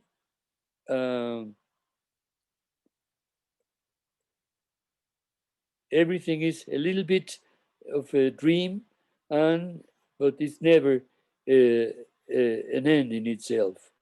Whereas in Under the Volcano, the situation is somehow similar. The consul waits in Cuauhnáhuac, the comeback from Yvonne, so that she may be the woman or the person who takes him out of the infernal paradise in which he has been living since she left. Just like in the case of Páramo, the consul, finally has, his wish come true, because one Sunday, precisely the day of the death, Yvonne appears without previous notice. And when Yvonne finally becomes, before his eyes, Lowry, associates her with certain images that identify his wife, with the volcanoes, with flowers, and with the stars. During the successive chapters, 11 chapters, in which the novel begins the reconstruction of that particular day in which the novel happens, what we see is the constant and the failure by part of the consul, to overcome, to pull himself together and accept the love his wife has come, to give him back, in spite of the fact that she probably had been unfaithful in her past. Because finally, the theme of Under the Volcano is not so much, the problem of alcoholism, as so many people suppose, but, the fall of man in his relation, in his amorous relation.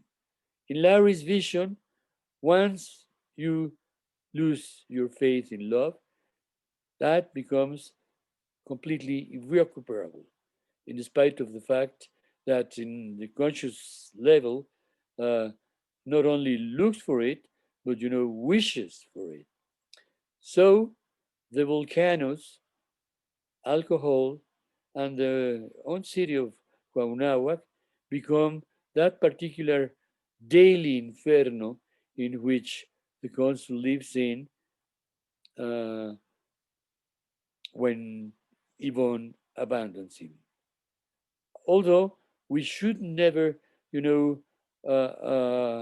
ignore that it is the consul himself that he's conscious that that particular inferno finds itself in the inner part of his soul, more than in the infernal atmosphere that he perceives in Cuauhnáhuac, when like he recognizes when he talks about his alcoholism. Quote something, he says, I think, my friend, that the sickness is not only in the body, but in that particular part which used to be called the soul. While the consul lives in Cuauhnáhuac without the love of Yvonne, he feels himself as a kind of Adam expelled from paradise. But when Yvonne comes back, the consul finds himself completely incapable to redeem himself. The shadow that his jealousy projects over his love, perhaps due to the infidelities of Yvonne with Laurel and his brother Hugh, stop him to finally reach the paradise, now outside Cuauhnáhuac, where Yvonne tries to pull him out, to become, to begin a new life. However, when both of them find death, one of the deaths, which I find particularly Mexican-like, what we have, it's two alternatives of interpretation. One, either like in the case of Pedro Páramo and Susana San Juan, the consul and Yvonne you know, finally are damned for eternal separation, and they do not finally achieve to recuperate their love, or, you know, perhaps death are going to unite them, and they perhaps may evade the terrenal inferno in which they have been condemned to live. In particularly, I myself incline rather for the second option, because, you know, all the symbols and arcanes of the novel, in a sense, have foreshadowed and have prepared us, you know, that the climatic moment, not only the death of the consul, but also of Yvonne, the same day, at the same hour, in different places, which does not represent but one of so many coincidences to which Lowry, even in his private life, always gave great importance, symbolic importance. And it's true that whereas Yvonne is finally taken to the sky and, you know, ubicated among the stars, the consul is thrown, you know, to the font of,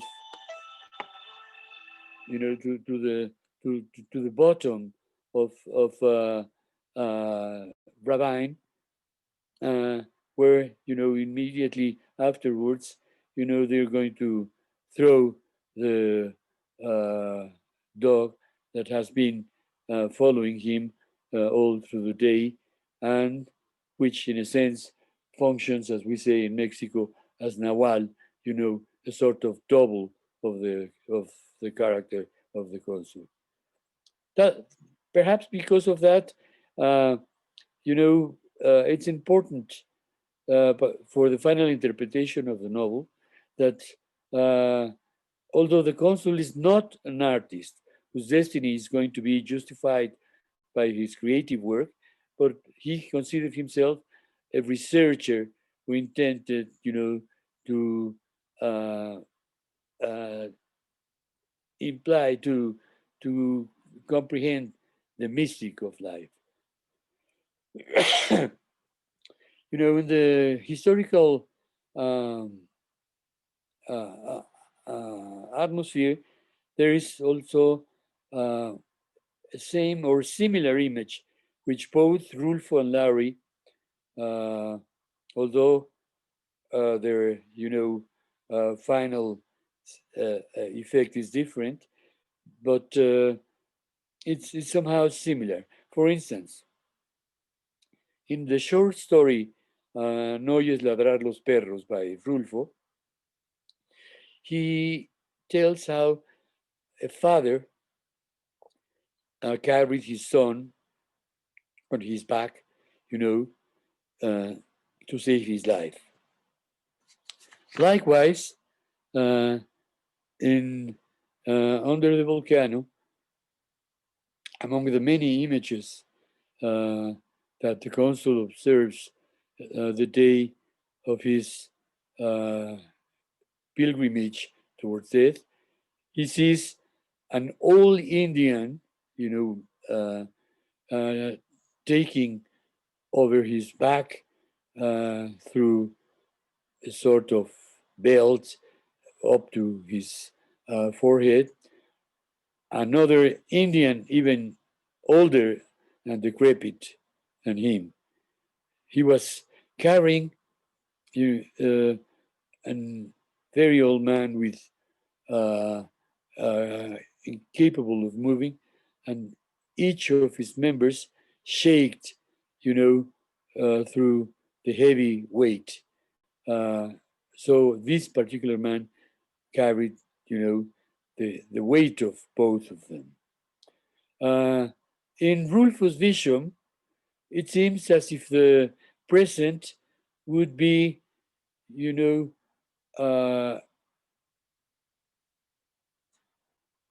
would be obscured with the hopes and merits of the past. Whereas in Lowry's vision, the past is what finally obscures, the not very uh, uh, positive present of Mexico.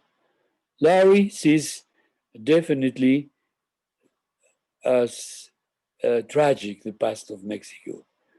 Rulfo, to Rulfo, the most tragic thing is the present.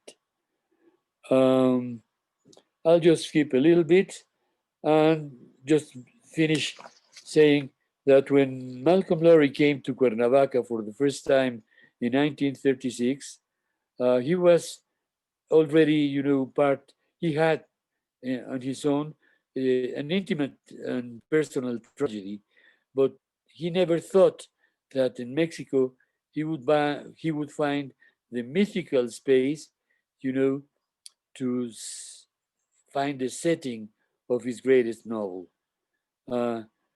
Because one of the great achievements of Under the Volcano basically relies on the tension, dramatic tension that Lowry finally could establish between his own personal and subjective life of the consul and the myths, the manners, the history, the landscape, and the corruption of a whole country, which finally is portrayed in Cuauhnáhuac.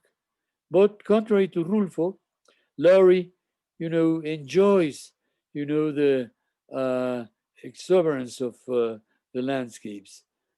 Sometimes, very exaggerated, almost churriguerenses. Not, we have to remember that he liked to compare the structure of his novel with the Cathedral of Santa Prisca in Tasco, because of, the flamboyant images and, the reference of the Inferno and the condemnation, for the heat, the weather, the hot weather of Cuauhnáhuac. Then Lowry is the poet of fire. The curious thing is that in spite of the transcendent world in which Pedro Páramo develops, Rulfo, like a writer, was not a mystic, contrary to Lowry, and to confirm this, his characters never find more destiny or redemption, that the continuous, the continuous wandering or, of navigating in the Comalas Inferno. To Lowry, everything was susceptible to become a myth.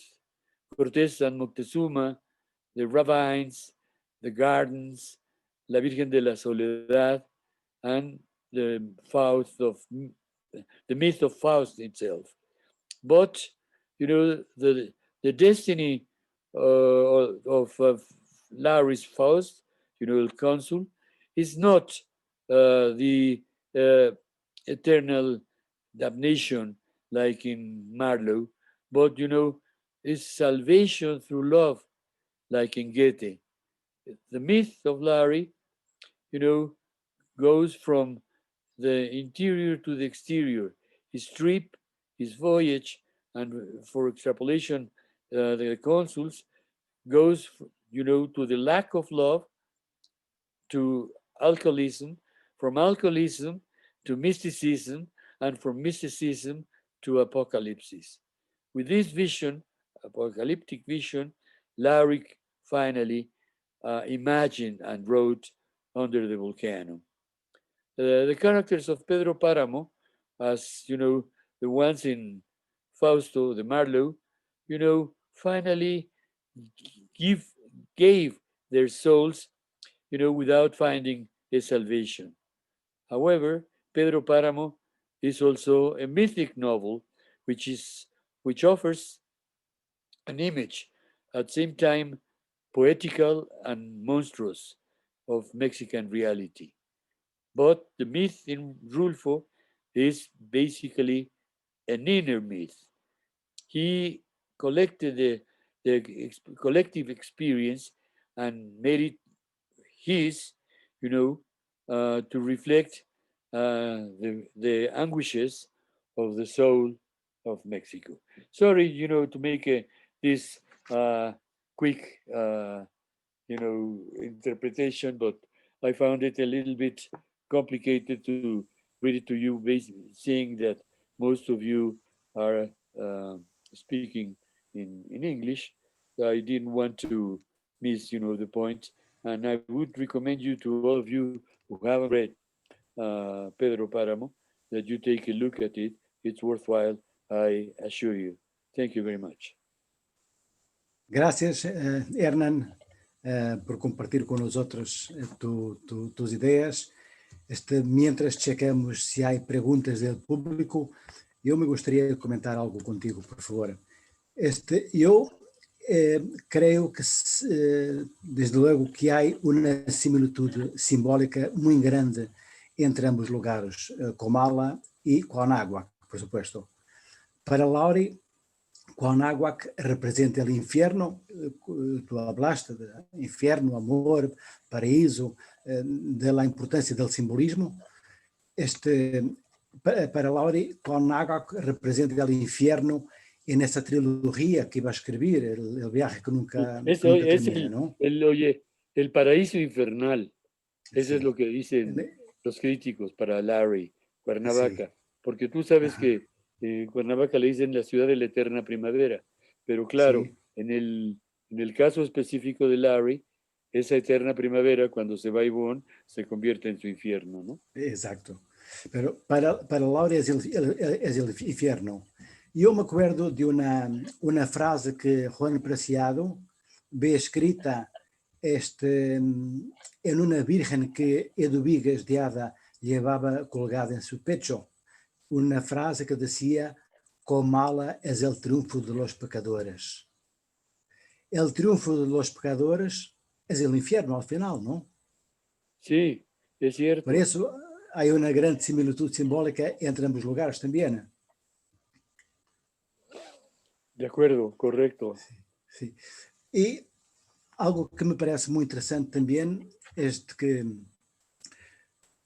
una de las principales líneas de fuerza de Pedro Páramo y de Bajo el ¿Puedes Volcán... acercarte un poquito? ¿Puedes acercarte sí, al micrófono? Bueno, porque sí, no una de las... Sí, te decía que una de las principales, bueno, por lo menos yo lo considero, líneas de fuerza de Pedro Páramo y también de Bajo el Volcán es, desde mi punto de vista, un reclamo. O sea, en Pedro Páramo, el protagonista apreciado va en busca de su padre, aunque lo haga a instancias de su madre, ¿no? En ese viaje con Mala, pero es también una oportunidad para exigir aquello que él, apreciado, considera tener derecho. Y en Bajo del Volcán, Ivonne, cuando regresa, lo hace para intentar reconciliarse con su marido, pero también le va a exigir algo que ella considera que es un derecho suyo. Al final, el derecho de ser feliz, por supuesto. ¿Cómo ves esta mi interpretación? En ambos casos, bueno, hay un precio, ellos, Preciado y Ivonne, van a pagar un precio muy alto, que es la muerte. Pero en ambos casos llegan buscando una realidad que al final ya no existe, solo fantasmas y más fantasmas, ¿no? Sí, sí. Bueno, yo por eso decía, en realidad, estos ejercicios comparativos, digo, son muy, muy relativos, ¿no? Pero sí hay ciertas similitudes, como traté de probar, y sobre todo porque en ambos casos se habla de un infierno, vamos a decirlo así, ¿no?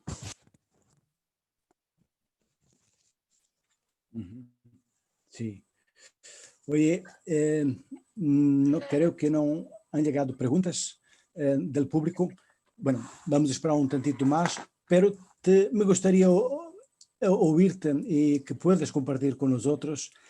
Yo sé que en la década de los 80 tú estuviste muy involucrado en la cuestión de la preservación de la casa de la calle Humboldt, de la calle Nicaragua, debajo del volcán, Nicaragua, cuando estuvo amenazada por la construcción de una nueva calle, y donde Lowry estuvo en su segundo viaje a México, ¿no? ¿Quieres compartir con nosotros lo que fue tu acto de resistencia ciudadana, por decir? A ver, si me puedes repetir la pregunta, pero pégate un poquito el micrófono, Sí. que no te alcanzo a escuchar bien, Marcelo. Te decía que, bueno, estuviste involucrado en los 80 en la preservación de esa calle, de la casa de la calle Humboldt. Y te pedía para compartir con nosotros lo que fue ese acto de resistencia ciudadano. ¿Sí me has entendido? No te alcancé a escuchar bien, perdón. Hernán, Marcelo, Sí. Hernán, mira, Marcelo te está preguntando si no, yo creo que me escucho bien. Sí, Sí. a ti te escucho Mira, mejor. Hernán te está preguntando, Marcelo, si nos quieres platicar un poquito sobre cómo fue la experiencia que ustedes tuvieron. Me parece que estabas con John Spencer, Sí, en los que 80. trataron de recuperar la casa, el Hotel bajo el volcán, donde vivió Malcolm Lowry. Entonces, si Muchas nos gracias. quieres platicar. Perdón, Marcelo, pero es que te escucho un poquito mal. Pero ahorita Alberto me dice. Platícanos, Mira, Hernán. la experiencia con John Spencer fue muy interesante porque él quería, bueno, él era un fanático de Larry, aunque como comentaba yo al inicio, no bebía una gota de alcohol. La identificación que había entre John Spencer y Malcolm Lowry era esa interpretación de la realidad a través de los símbolos, a través de arcanos. Los arcanos les decían todo a los dos. Entonces, la experiencia que fue muy interesante, John quiso comprar la casa que finalmente era un hotel, la casa donde vivió Malcolm Lowry la primera vez que vino a México y en donde empieza, digamos, la novela. Y la quiso comprar, pero no el hombre que era el dueño, que lo convirtió en un hotel, no se la quiso vender. Lo que sí aceptó fue ponerle el título de Bajo el Volcán y dejarle la leyenda de Fray Luis de León que dice, no se puede vivir sin amar. Y eso permitió que en muchas ocasiones, como todos sabemos, Malcolm Lowry es un escritor, digamos, de apasionados seguidores. Entonces, mucha gente va a Cuernavaca exclusivamente a recorrer algunos de los puntos clave de la novela. Y entre otros, pues está, por supuesto, la casa donde él vivió. Aunque te digo, ahora es un hotel, no sé ahora, pero durante años, mientras vivió John Spencer, precisamente el día 2 de noviembre, se hacía un festejo ahí en donde se conmemoraba, bueno, pues la escritura de la novela, la presencia de Larry, y bueno, y la arquitectura esa que describe también Larry en su novela, hablando de las manos de Orlac y hablando del gabinete del doctor Caligari, todas las cosas que impresionaban a Larry. Pero sí fue una experiencia muy rica y yo creo que John de algún modo sigue cumpliendo con su cometido, con su anhelo de que en Cuernavaca se siga haciendo esa peregrinación el 2 de noviembre. Y yo no sé, Marcelo, si tú has estado en Cuernavaca, pero si no, vale muchísimo la pena que te des, el día que vengas a México, te des una vuelta, te ayudamos Alberto y yo. Hay otro amigo ahí, Paco, tú lo conoces a Paco también, ¿no? Alberto. Rebolledo, sí, A claro. Paco Rebolledo. Sí. Es muy interesante porque particularmente el día 2, uno de alguna manera vuelve a vivir la experiencia de Bajo el Volcán, inspirada por el propio Lowry a través de su personaje, el cónsul. Sí, he estado algunas veces e incluso la primera vez que estuve me quedé en el hotel bajo el volcán. Muy bien. Y bueno, y ahí conocí los compas, Dany, Félix, Paco, Alberto, y he regresado un par de veces. Incluso hemos organizado algunos coloquios en la casona también. Mira, qué bien, Sí, qué bien. sí. Sí, Dany, no sé, Hernán, tenemos... Marcelo Sí. es parte miembro de la Fundación Malcolm Lowry. Entonces, Marcelo ha estado por acá varias veces, bueno, es un miembro activo de la fundación, entonces él, Sí. pues es todo un conocedor de la obra y de la vida y Y del bueno, pues país qué y del bueno. pueblo. La verdad que Sí, digo que los seguidores de Larry, entre los que estamos Marcelo, tú y yo, y por supuesto toda la gente que nos acompaña ahora, vale la pena Sí. poderlo celebrar. Somos Ujú. los admiradores, como dijo Oscar Mata, de San Malcolm Lowry. San Malcolm San, Lowry. San San Malcolm de Malcolm las Lowry. cantinas, Bueno, Hernán, yo querido, mira, creo que no hay preguntas, ¿verdad? dice un comentario, porque parece que no hay preguntas, un comentario nada más, parece que es Marcel Nudó, el primer editor de Bajo el Volcán en francés, quien comenta por ahí, por cierto, en un libro que tenemos publicado aquí en la cartonera del camarada Dany Hurpin, a ver si quiere comentar un poco de esto, porque Dany Hurpin entrevistó en su casa a Marcel Nudó, todavía hace unos pocos años que todavía Marcel vivió casi 100 años, una cosa así. Bueno, él comentaba, Marcel Nudó, comenta en su texto que tenemos aquí publicado en la cartonera, un libro que se llama Sobre Larry, ahí tenemos varios autores, Raúl Ortiz, muchos otros compañeros que hemos publicado en este libro de Sobre Larry. Él comenta que hay una fraternidad internacional, que cuando se comenta Bajo el Volcán o Malcolm Lowry, inmediatamente salen por ahí algunos iniciados de esta secta, una cosa así, ¿no? Que somos pues los discípulos, ¿no? Del profeta. Y hace rato comentaba por ahí, me parece que fue John Hyatt, quien decía algo similar, ¿no? Larry no es un escritor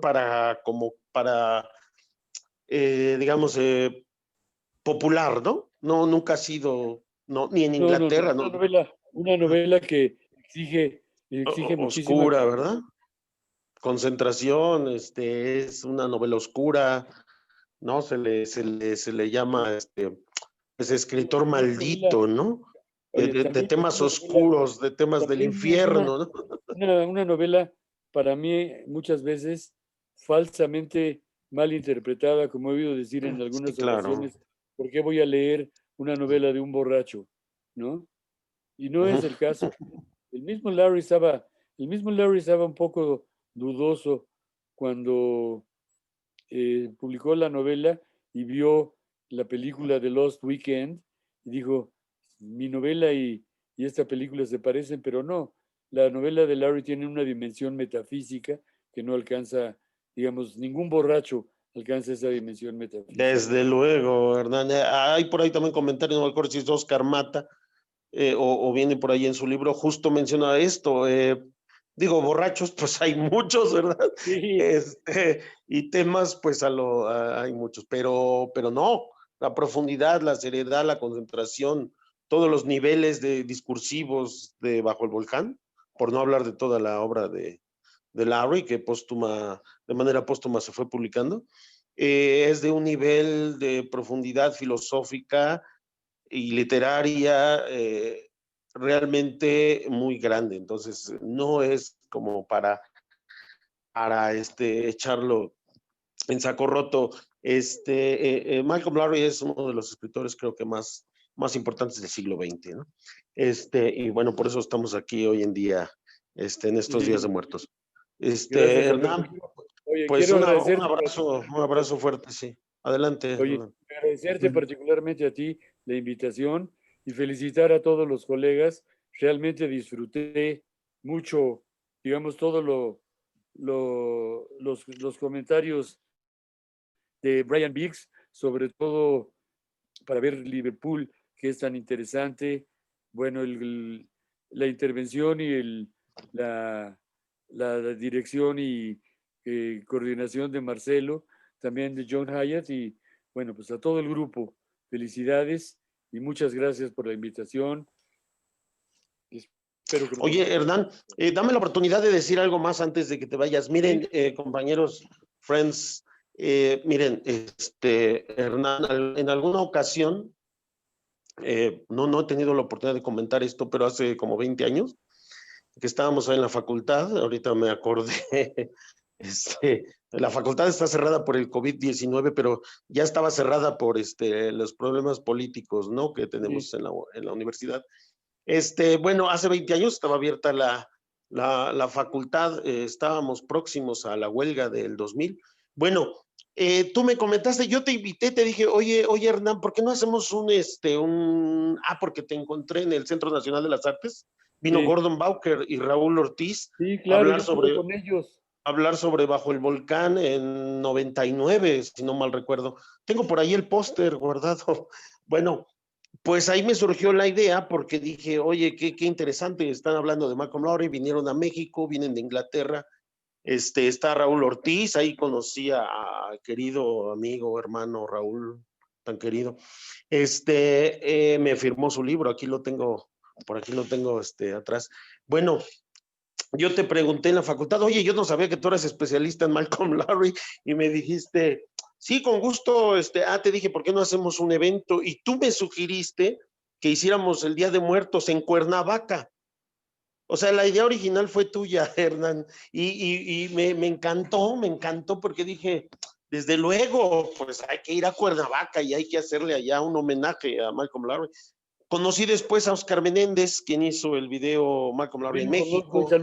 Salúdalo mucho de mi parte. Por aquí debe de andar Oscar. Y entonces empecé a conocer otros amigos de Cuernavaca que son fanáticos de Malcolm Lowry. Y ahí surgió la idea, pues hagamos un club, ¿no? Le llamamos Fundación Malcolm Lowry, pero así como los amigos de Inglaterra que se llaman The Feminists, pues somos un club hermano, ¿no? Entonces hicimos pues este grupo de amigos que somos pues fanáticos de la obra de Lowry y empezamos a generar este tipo de encuentros y bueno, pues ya llevamos casi 20 años, ha venido gente pues de todo el mundo, Gordon Bowker, biógrafo, nos mandó, no vino, pero nos ha mandado sus textos, participa con nosotros, desgraciadamente. Oye, pues ya...